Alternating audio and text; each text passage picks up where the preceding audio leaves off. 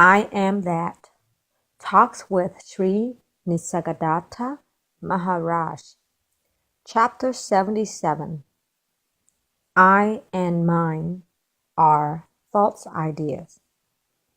I and the mine are false ideas, having no foundation in reality. Created by the mind, they rule their creator as long as he takes them to be true. When questioned, they dissolve. Questioner: I am very much attached to my family and possessions. How can I conquer this attachment? Maharaj: This attachment is born along with the sense of me and mine. Find the true meaning of these words and you will be free of all bondage. You have a mind which is spread in time. One after another, all things happen to you and the memory remains. There is nothing wrong with it. The problem arises only when the memory of past pains and pleasures, which are essential to all organic life, remains as a reflex, dominating behavior. This reflex takes the shape of I and uses the body and the mind for its purposes, which are invariably in search of pleasure or flight from pain. When you recognize the I as it is, a bundle of desires and fears, the sense of mind as embracing all things and people needed for the purpose of avoiding pain and securing pleasure, you will see that the I and the mind are false ideas, having no foundation in reality. Created by the mind, they rule their creator as long as he takes them to be true.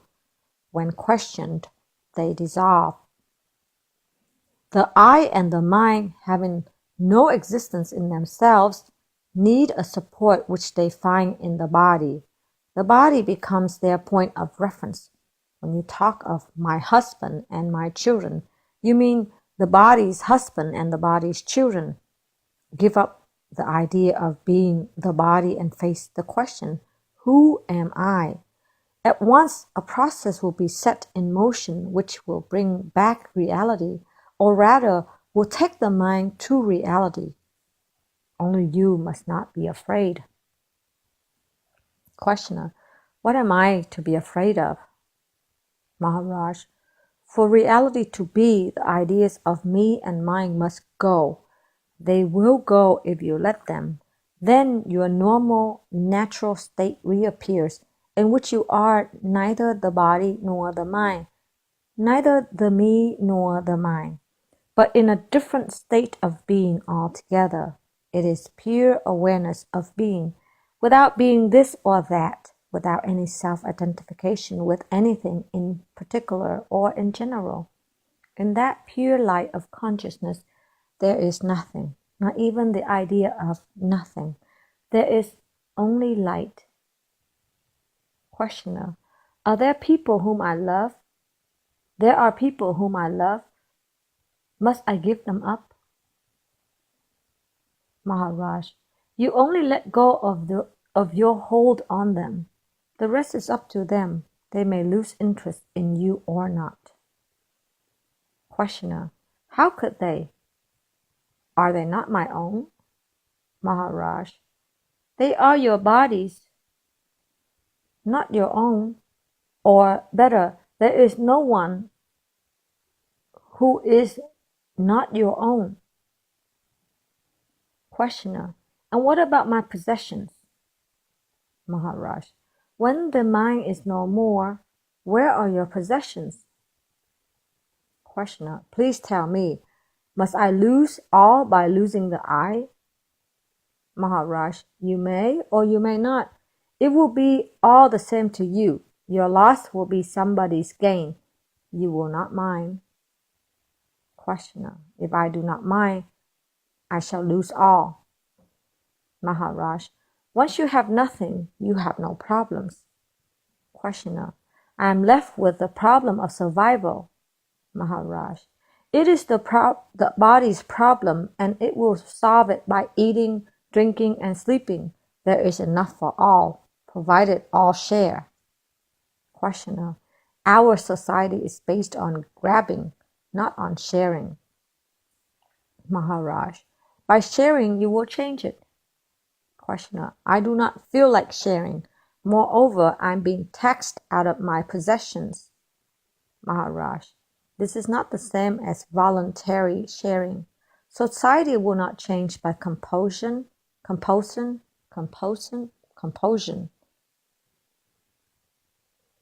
It requires a change of heart. Understand that nothing is your own, that all belongs to all. Only then will society change. Questioner. One man's understanding will not take the world far. Maharaj.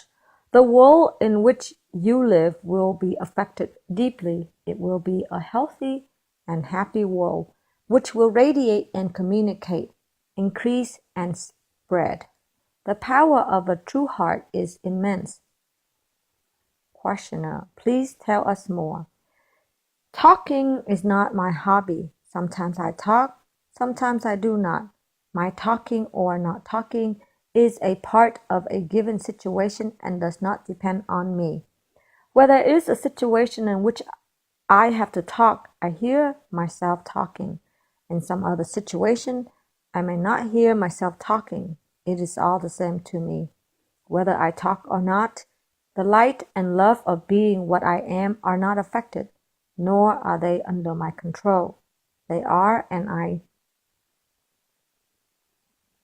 I know they are. There is a glad awareness, but nobody who is glad.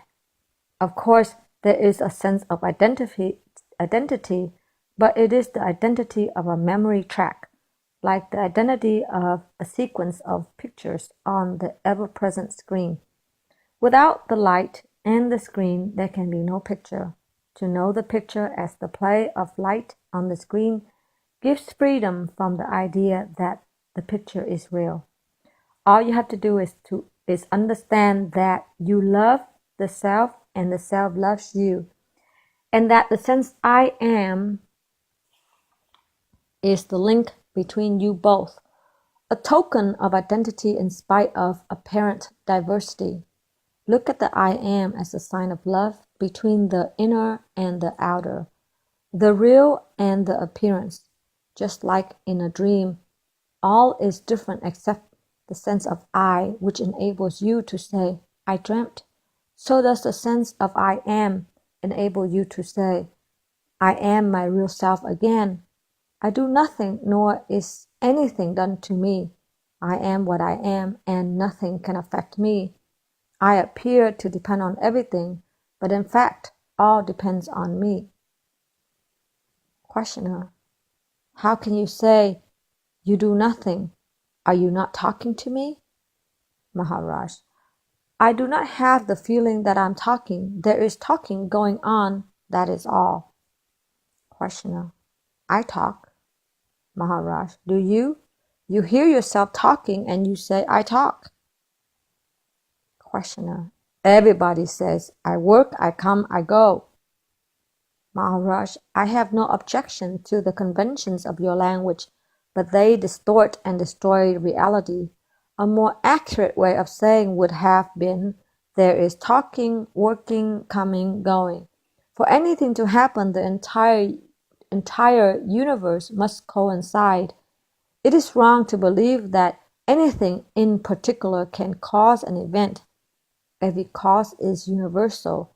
Your very body would not exist without the entire universe contributing to its creation and survival. I am fully aware of things happen as they happen because the world is as it is.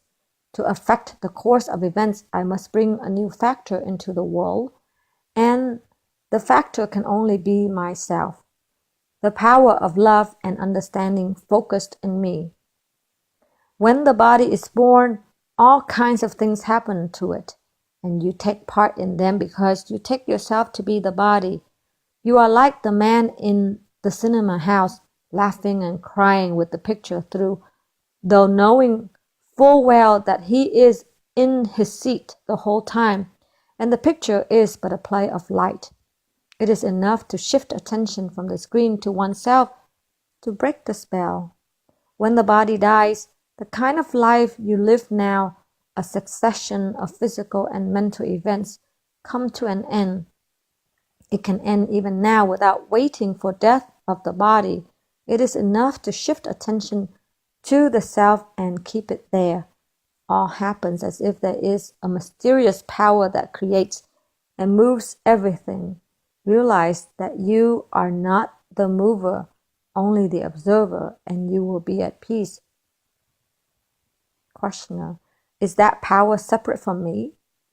Maharaj: of course not. But you must begin by being the dispassionate observer.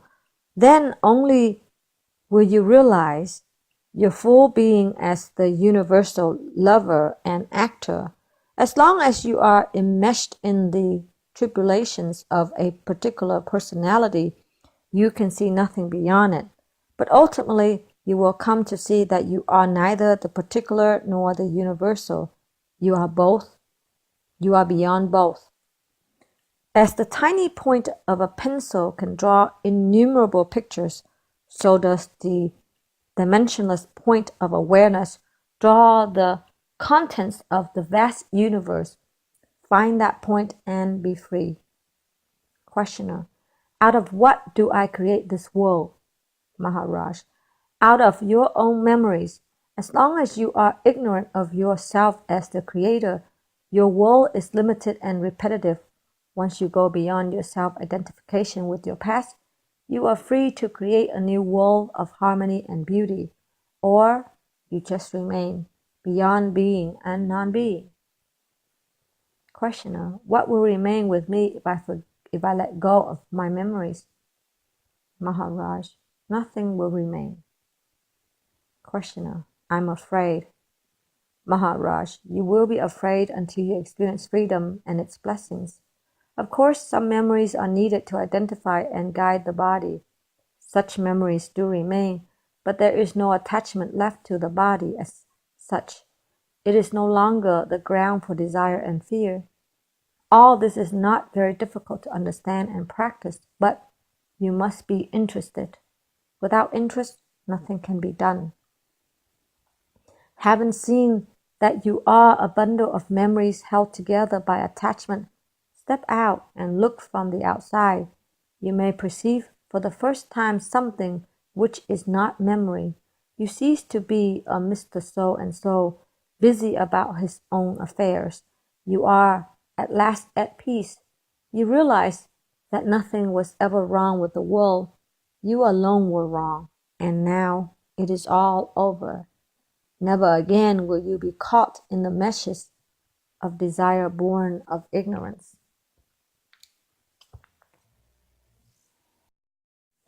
I am that. Talks with Sri Nisargadatta Maharaj. Chapter 78. All knowledge is ignorance. Earlier, I was sure of so many things. Now, I am sure of nothing. But I feel that I have lost nothing by now, knowing, because all my knowledge was false. My not knowing was in itself knowledge of the fact that all knowledge is ignorance. Questioner: are we permitted to request you to tell us the manner of your realization? Maharaj: somehow it was very simple and easy in my case. My guru, before he died, told me, believe me, you are the supreme reality. Don't doubt my words. Don't disbelieve me. I'm telling you the truth. Act on it. I could not forget his words, and by not forgetting, I have realized. Questioner: but what were you actually doing? Maharaj: nothing special. I lived my life, plied my trade, looked after my family, and every free moment I would spend just remembering my guru and his words. He died soon after, and I had only the memory to fall back on. It was enough. Questioner. It must have been the grace and power of your guru. Maharaj. His words were true, and so they came true. True words always come true. My guru did nothing. His words acted because they were true. Whatever I did came from within, unasked and unexpected. Questioner. The guru started a process without taking any part in it. Maharaj. Put it as you like. Things happen as they happen. Who can tell why and how? I did nothing deliberately. All came by itself. The desire to let go, to be alone, to go within. Questioner. You made no efforts whatsoever? Maharaj. None. Believe it or not, I was not even anxious to realize. He only told me that I am the Supreme, and then died. I just could not disbelieve him. The rest happened by itself. I found myself changing. That is all. As a matter of fact, I was astonished. But a desire arose in me to verify his words. I was so sure that he could not possibly have told a lie that I felt I should either realize the full meaning of his words or die. I was feeling quite determined, but I did not know what to do. I would spend hours thinking of him and his assurance, not arguing, but just remembering what he told me. Questioner. What happened to you then? How did you know that you were the Supreme? Maharaj. Nobody came to tell me, nor was I told so inwardly. In fact, it was only in the beginning when I was making efforts that I was passing through some strange experiences, seeing lights, hearing voices, meeting gods and goddesses and conversing with them. Once the Guru told me, you are the Supreme Reality, I ceased having visions and trances and became very quiet and simple. I found myself desiring and knowing less and less until I could say in utter astonishment, I know nothing. I want nothing. Questioner. Were you genuinely free of desire and knowledge? Or did you impersonate a jnani according to the image given to you by your guru? Maharaj. I was not given any image, nor did I have one. My guru never told me what to expect. Questioner. More things may happen to you. Are you at the end of your journey? Maharaj. There was never any journey. I am as I always was. Questioner. What was the supreme reality you were supposed to reach? Maharaj. I was undeceived. That is all. I used to create a world and populate it. Now, I don't do it anymore. Questioner. Where do you live then? Maharaj. In the void, beyond being and non-being, beyond consciousness. This void is also fullness. Do not pity me. It is like a man saying, I have done my work. There is nothing left to do. Questioner. You are giving a certain date to your realization. It means something did happen to you on that date. What happened? Maharaj. The mind ceased producing events. The ancient and ceaseless search stopped. I wanted nothing, expected nothing, accepted nothing as my own. There was no me left to strive for. Even the bare I am faded away. The other thing that I noticed was that I lost all my habitual certainties. Earlier, I was sure of so many things. Now, I'm sure of nothing. But I feel that I have lost nothing by not knowing because all my knowledge was false. My not knowing was in itself knowledge of the fact that all knowledge is ignorance. That I do not know is the only true statement the mind can make. Take the idea I was born. You may take it to be true. It is not. You were never born, nor will you ever die. It is the idea that was born and shall die, not you. By identifying yourself with it, you became mortal. Just like in a cinema, all is light, so does consciousness become the vast world. Look closely and you will see that all names and forms are but transitory waves on the ocean of consciousness. That only consciousness can be said to be, not its transformations. In the immensity of consciousness, a light appears, a tiny point that moves rapidly and traces shapes, thoughts, and feelings, concepts and ideas, like the pen writing on paper, and the ink that leaves a trace is memory. You are that tiny point, and by your movement, the world is ever recreated. Stop moving, and there will be no world. Look within, and you will find that the point of light is the reflection of the immensity of light in the body, as is the sense I am. There is only light, all else appears. Questioner: do you know that light? Have you seen it? Maharaj: to the mind it appears as darkness. It can be known only through its reflection. All is seen in daylight, except daylight. Questioner: am I to understand that our minds are similar? Maharaj: how can it be? You have your own private mind woven with memories held together by desires and fears. I have no mind of my own. What I need to know the universe brings before me as it supplies the food I eat. Questioner: do you know all you want to know? Maharaj: there is nothing I want to know, but what I need to know, I come to know.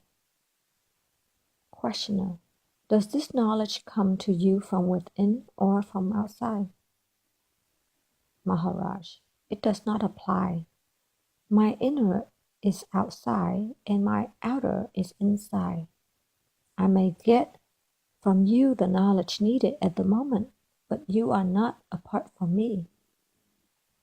Questioner: what is Turiya, the fourth state we hear about? Maharaj: to be the point of light tracing the world is Turiya. To be the light itself is Turiyatita. But of what use are names when reality is so near? Questioner: is there any progress in your condition? When you compare yourself yesterday with yourself today, do you find yourself changing, making progress? Does your vision of reality grow in width and depth? Maharaj: reality is immovable and yet in constant movement. It is like a mighty river. It flows and yet it is there eternally. What flows is not the river with its bed and banks, but its water. So does the sattva guna, the universal harmony, play its games against tamas and rajas, the forces of darkness and despair. In sattva, there is always change and progress. In rajas, there's change and regress, while tamas stands for chaos. The three gunas play eternally against each other. It is a fact, and there can be no quarrel with the fact. Questioner: must I always go dull with tamas and desperately with rajas? What about sattva? Maharaj: sattva is the radiance of your real nature. You can always find it beyond the mind and its many worlds.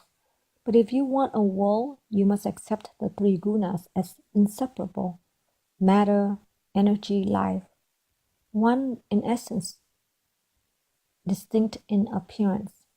They mix and flow in consciousness. In time and space, there is eternal flow. Birth and death again, advance, retreat, another advance, again retreat, apparently without a beginning and without end. Reality being timeless, changeless, bodiless, and mindless, awareness is bliss.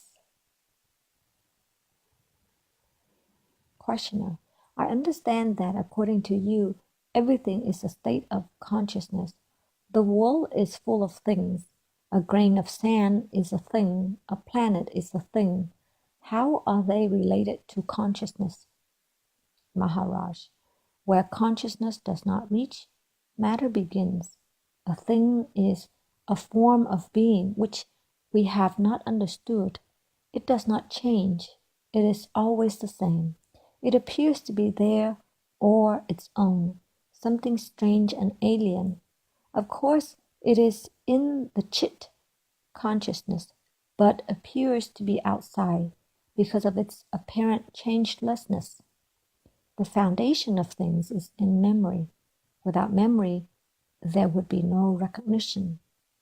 Creation, reflection, rejection, Brahma, Vishnu, Shiva, this is the eternal process. All things are governed by it. Questioner: is there no escape? Maharaj: I am doing nothing else but showing the escape. Understand that the one includes the three, and that you are the one, and you shall be free of the world process. Questioner: what happens then to my consciousness? Maharaj: after the stage of creation comes the stage of examination and reflection, and finally the stage of abandonment and forgetting. The consciousness remains, but in a latent, quiet state. Questioner: does the state of identity remain? Maharaj: the state of identity is inherent in reality and never fades. But identity is neither the transient personality, yakti, nor the karma-bound individuality, vyakta. It is what remains when all self-identification is given up as false. Pure consciousness, the sense of being all there is or could be. Consciousness is pure in the beginning and pure in the end. In between, it becomes contaminated by imagination, which is at the root of creation. At all times, consciousness remains the same. To know it as it is, this is realization and timeless peace. Questioner: is the sense I am real or unreal? Maharaj: both. It is unreal when we say I am this, I am that. It is real when we mean I am not this nor that. The knower comes and goes with the known and is transient, but that which knows that it does not know, which is free of memory and anticipation, is timeless. Questioner: is I am itself the witness, or are they separate? Maharaj: without one, the other cannot be, yet they are not one. It is like the flower and its color. Without flower, no colors. Without colors, the flower remains unseen. Beyond is the light which, on contact with the flower, creates the color. Realize that your true nature is that of pure light only, and that both the perceiver and the perceived come and go together. That which makes both possible and yet is neither is your real being, which means not being a this or that, but pure awareness of being and not being. When awareness is turned on itself, the feeling of not knowing, the feeling is of not knowing. When it is turned outward, the knowables come into being.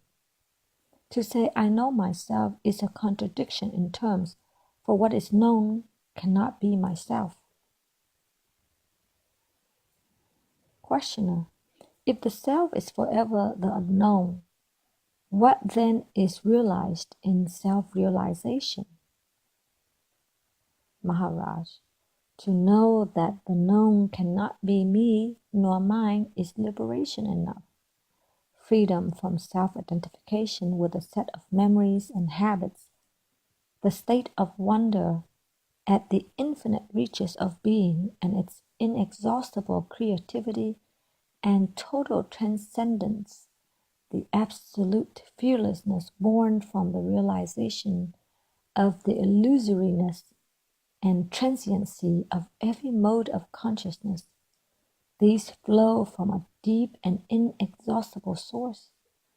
To know the source, appearance as appearance, and oneself as the source only is self-realization.